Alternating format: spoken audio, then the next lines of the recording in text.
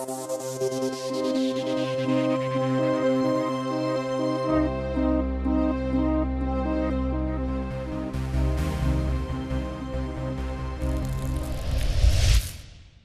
row is growing in the United States that could have serious implications for the internet as we know it.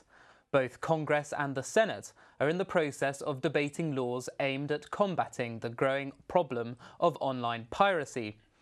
Its supporters claim that rogue websites are having a crippling effect on the film and music industries. Its opponents, however, argue the laws stifle online creativity and are a grave threat to freedom of speech. Well, who's right here? Hello and welcome to Eyewitness. I'm Alex Crutcher.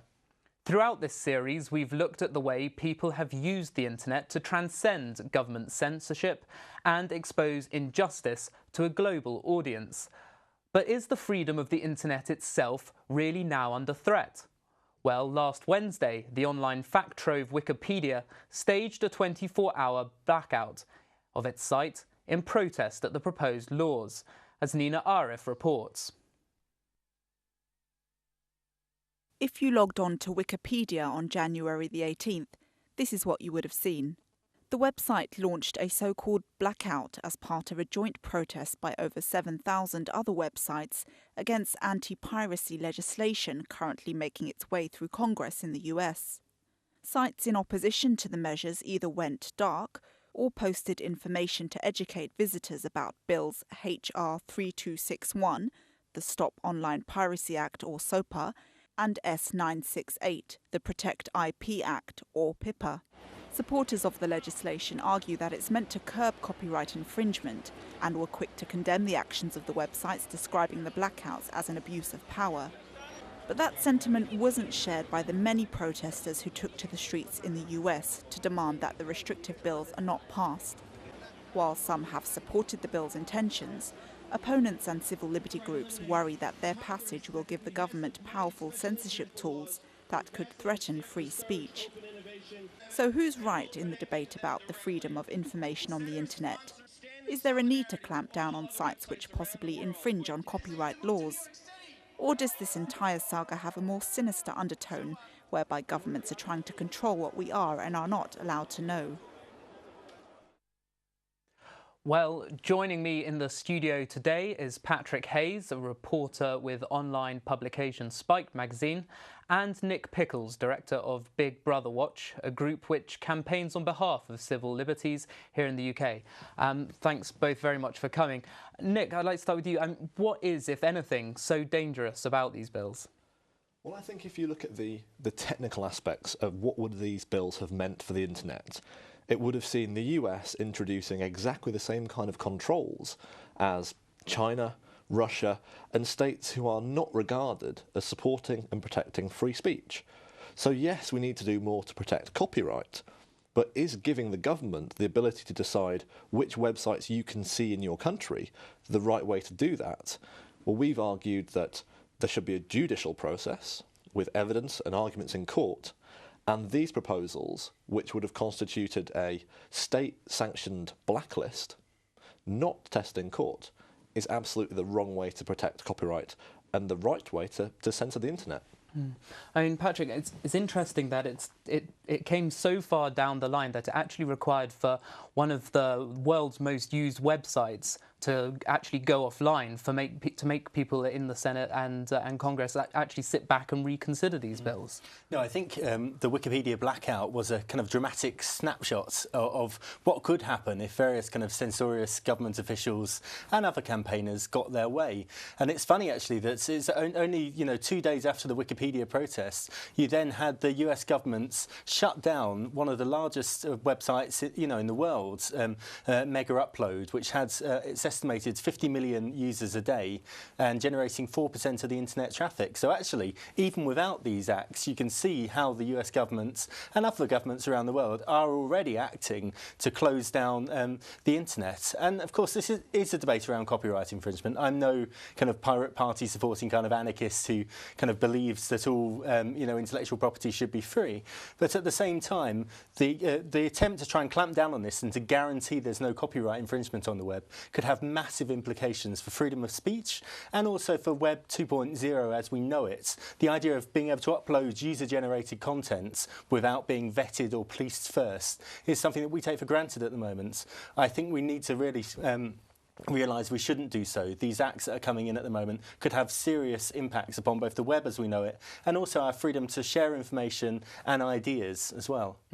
I mean, we'll come on to the MegaUpload story a bit later in the programme, but I mean, Patrick, I mean, the nature of these protests, I mean, there's been a sort of, I guess, rhetoric built up around it that this is the masses against an elite lobbying group dominated by the mainstream media. I mean, do you actually think this is the case? I think there is this kind of attempt to kind of portray it as, you know, these kind of Silicon Valley freedom fighters against, you know, the kind of Rupert Murdoch type, you know, corporate guys who are only interested in getting as much money as possible.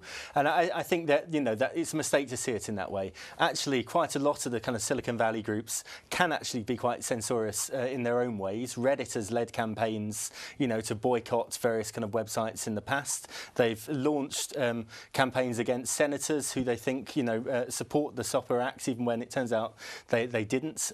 And also you do have them using various kind of legal methods to try and shut down websites when it suits them. So, I mean, I wouldn't necessarily say, you know, that's the right picture to just see it as being as clear-cut as these kind of Google, Facebook types against the man.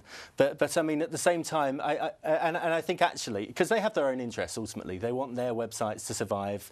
You know, Google, Facebook and Twitter want to keep continuing and operating in a way that's profitable to them. They are profit-making companies. Wikipedia isn't, but that's a slightly different case. But ultimately, I think the argument here should be about freedom of speech and freedom of expression, not just about you know, the Web 2.0, not just the kind of more technocratic arguments that you hear from some of these companies. We need to use this as an opportunity to say, you know, we didn't like the fact that Wikipedia was blacked out the other day and you couldn't access that information. We really don't want to see more of that in future, of a more involuntary nature, and really should all stand up now and say, hang on, enough is enough. If we want to preserve the web as it currently exists, if we want to be able to post our ideas and thoughts freely online, then we've really got to do something about it now. I mean, Nick, do you think this is an instance of the legislators not being able to keep up with the way that the internet is so rapidly evolving? I mean, it's changed so much, even in the last 5 years.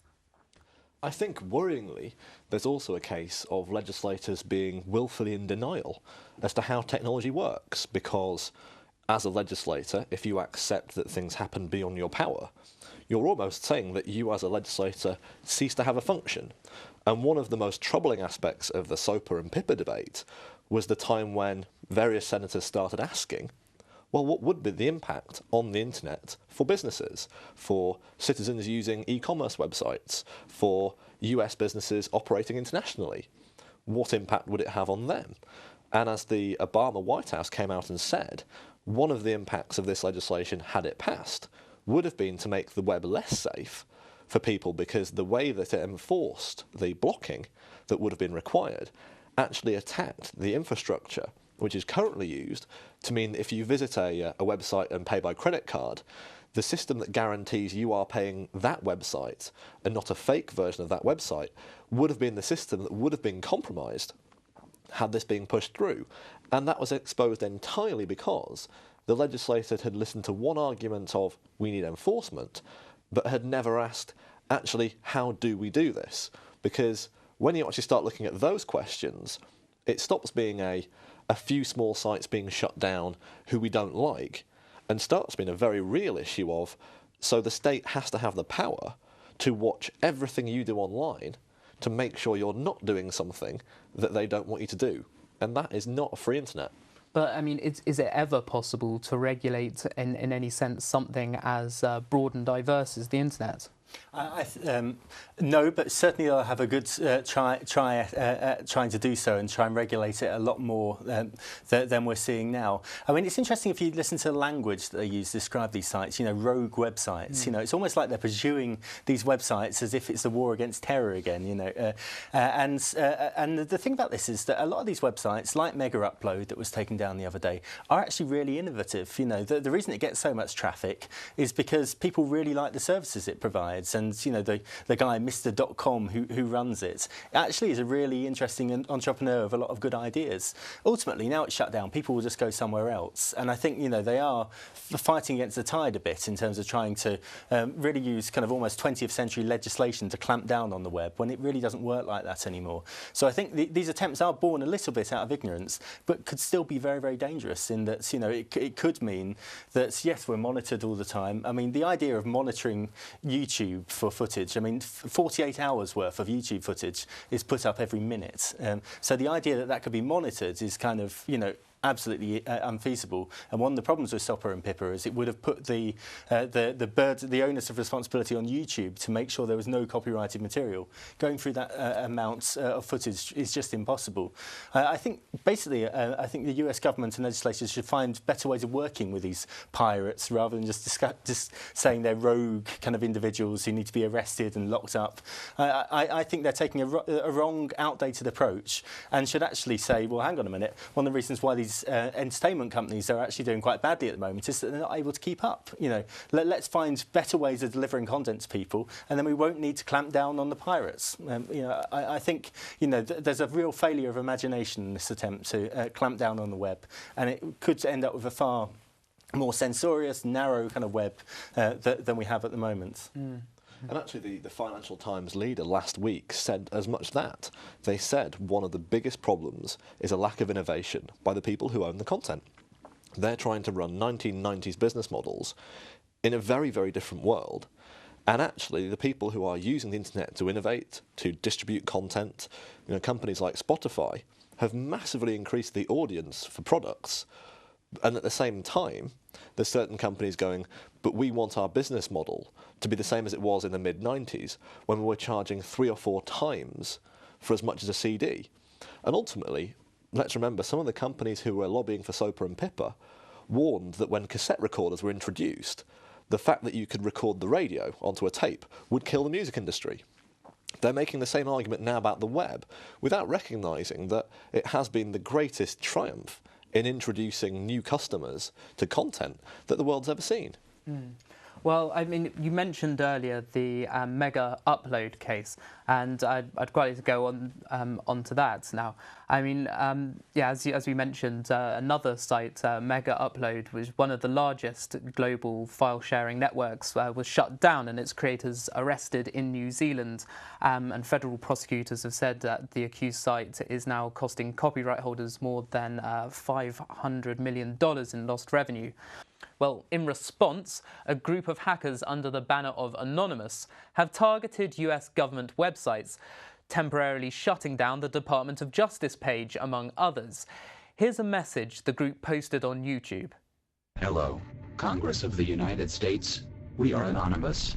We are here to address the current situation on the recent shutdown of the file-sharing website, MegaUpload. Yes, there was a significant amount of copyrighted material being downloaded for free, but in our eyes, shutting down the website was not an effort to stop piracy. The piracy indictment upon this site will not go unpunished. We have gained access to the servers of the United Nations, Sony PlayStation Network, Microsoft XPL, US Bank, Chase Bank, Capital One, YouTube, Twitter, and Facebook. We are prepared to unleash a full-scale global blackout of these websites and gaming networks exactly 72 hours of releasing this message if MegaUpload is not reinstated to the internet. We have access to banking and credit card information of millions of citizens.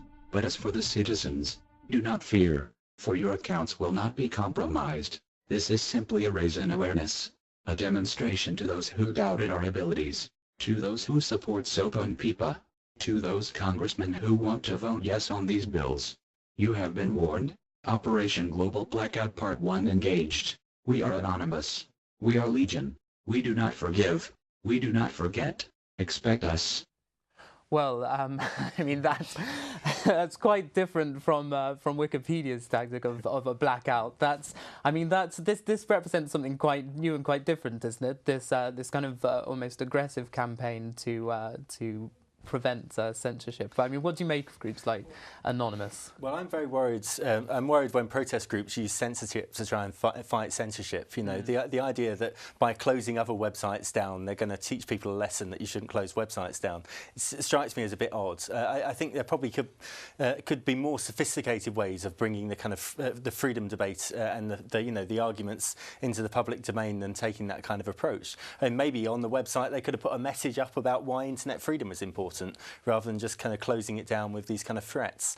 I think the problem with Anonymous in particular is that it's not driven by any individuals. There's no leadership there. It's this very kind of amorphous kind of collective of individuals, and you kind of see on their chat rooms when they're kind of discussing what to do, they're all over the place. You know, some people are going off and doing one thing, other people are going off and doing another thing. That can be quite dangerous in itself. When you have a protest that basically has no sense of direction or what it's doing, and they just start closing down websites and infiltrating things without any real sense of responsibility or accountability, I have kind of issues with that as well. So I don't see that necessarily as being progressive, but there were a lot of groups out there, like Big Brother Watch, who are making a real case for internet freedom and doing it in a very coherent, articulate way. So, I mean, I think there are ways you can protest this, but I don't think Anonymous are going about it in the right way. It's interesting the way Anonymous worked there. I mean, it was something you saw a lot during, I guess, the Arab revolutions last year. You know, groups of hackers from outside, when the internet was being restricted in Egypt and Tunisia, coming in to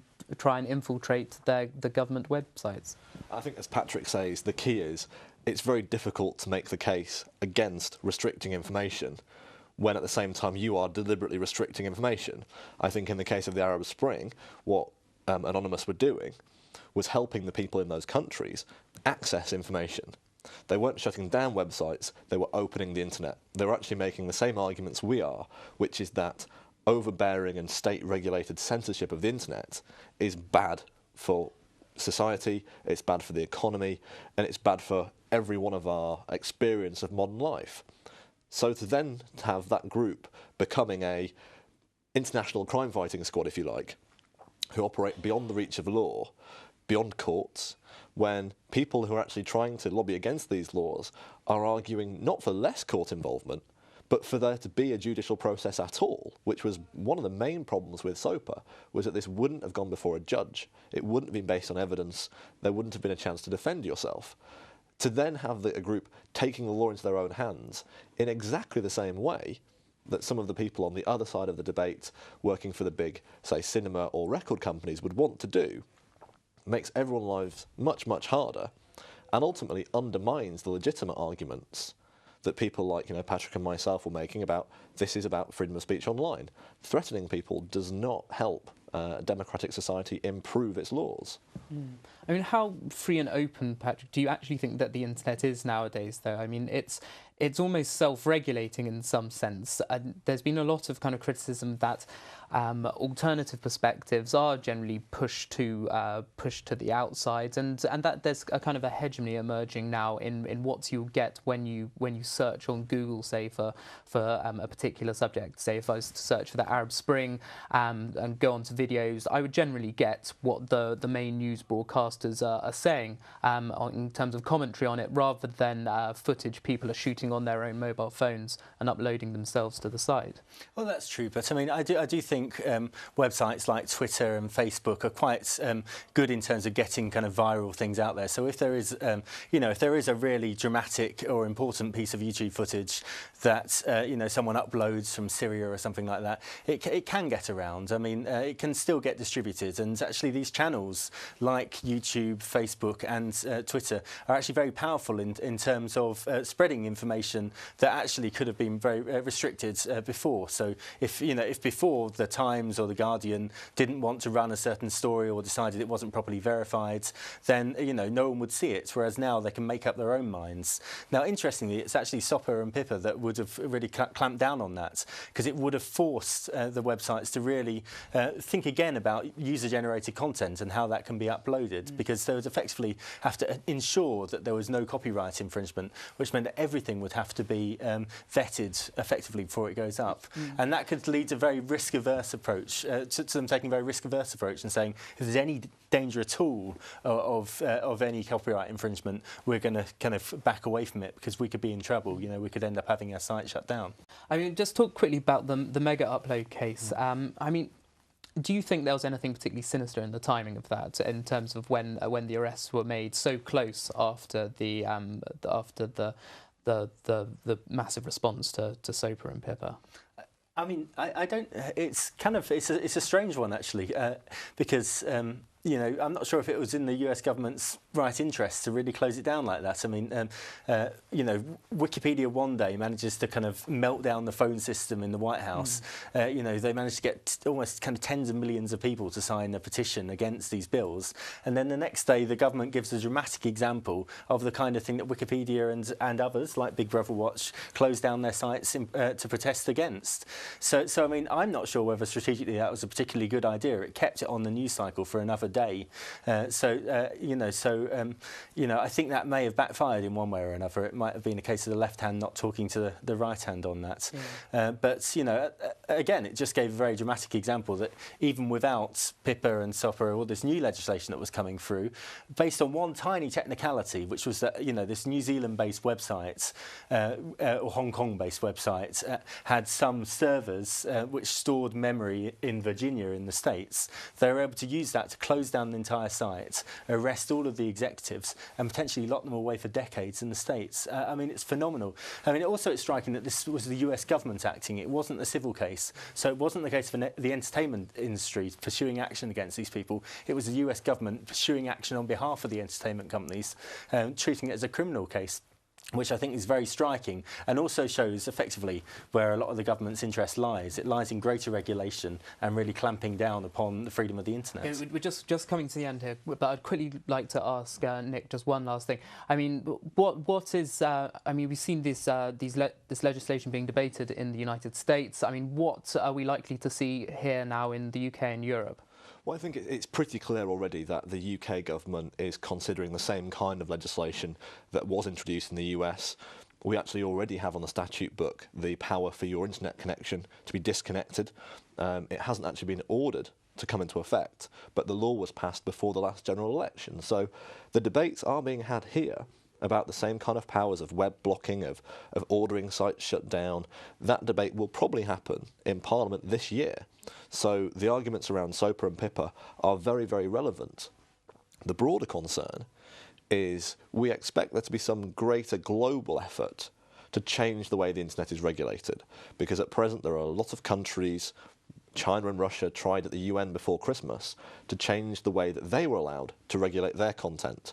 And people should be very, very worried that there are laws being discussed that they know nothing about, and even in the next few weeks, there's a European Union discussion around counterfeit goods, which is going to include some of very similar proposals to what were in SOPA and PIPA being discussed for EU web users. So we need to be very, very vigilant about not just our freedom, but in the long term, the only way any of these laws are enforceable is if everything we do online is monitored by the state. And that's a very, very dangerous road to go down. Okay. Well, that's all we've got time for this week. Thank you, Patrick and Nick, for joining us in the studio, and to you at home for watching also. We'll be continuing this debate online after the show, so please do get in touch with your comments. You can find us, as always, on Twitter @EyewitnessComment. Until next time, goodbye.